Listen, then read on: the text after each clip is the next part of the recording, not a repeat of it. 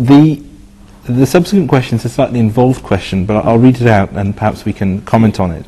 And the question asks, if God is all-powerful, why does he permit people to suffer and children to starve to death? Either he cannot or he will not. If he cannot, he is not powerful. If he will not, he is evil. For both these reasons, the person thinks that God is therefore not worthy of being worshipped. I think that may be our Heavenly Viewer's interpretation of that. But perhaps the panel could just shed light on this question of God Almighty allowing suffering to occur. Well, I think there are various angles from which this question can be discussed. It's a very involved question. But one thing is very simple, that a lot of problems that we see in this world, they cannot simply be all attributed to God directly like that. Like, for example, in case of earthquakes, people may say it is God's doing. But what about the lack of food, for example? People starving, they have mentioned there, some children starving there. Lack of food is not because God Almighty has not provided enough means of provision to the people today. Rather, they have been provided much greater at level as compared with the past. But still people are starving because of the maldistribution, because of the ill treatment, because of the biased distribution of that food items to the people. There are rich countries, they spend too much, they eat less and waste more, sometimes throwing into the seas.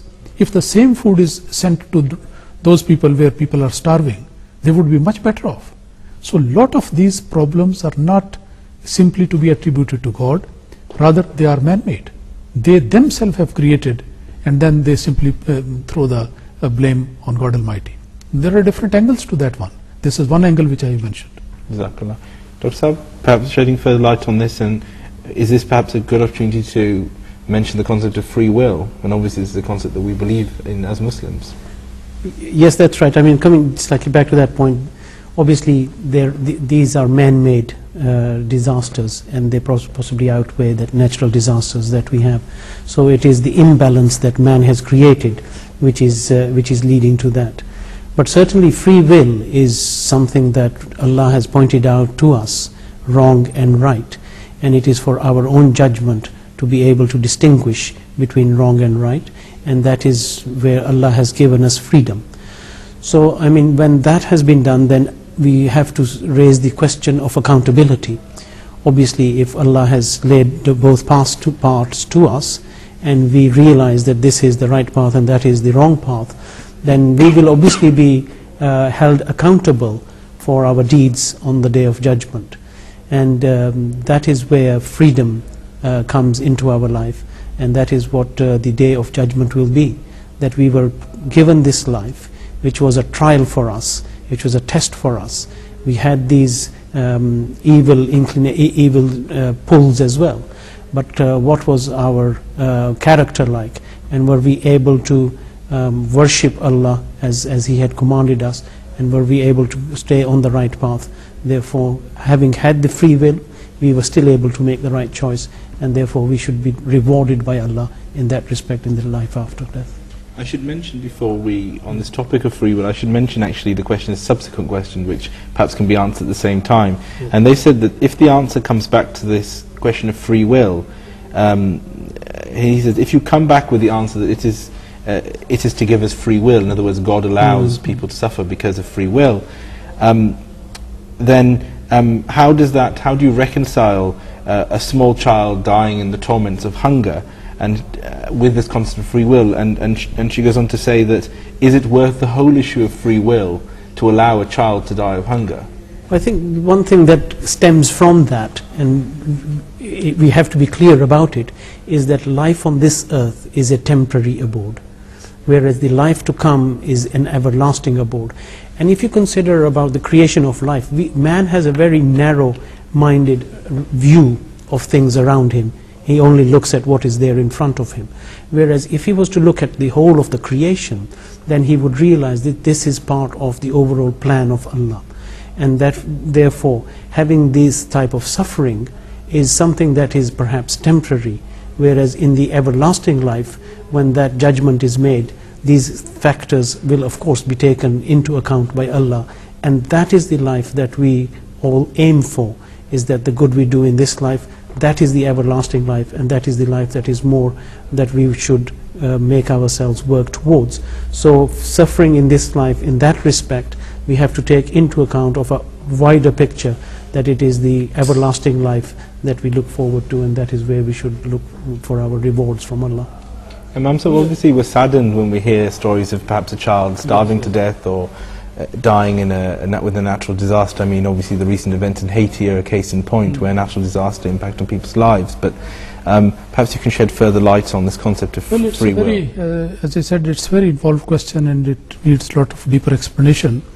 But the main point is that we have to see what is the divine plan of the whole creation. Allah Almighty has created so many good things, people forget. Each and every person who comes into this life, that has been given a life, lease of life by God Almighty. And the faculties, amenities, facilities, food, and all these sources of enjoyment, everything has been provided by that. The same God who has given us everything, He also says that I have created the death as well. خَلَقَ الْمَوْتَ وَالْحَيَاةَ لِيَبْلُوَكُمْ أَيُّكُمْ أَحْسَنُ عَمَلًا. I have created the life and the death so that we can see and find out who is best in his deeds. That is to say, as Dr. Sahib pointed out rightly, that this life is not all that we are here. This is just a temporary life, a very temporary period of stay that we are spending here, compared with the life to come, which is eternal.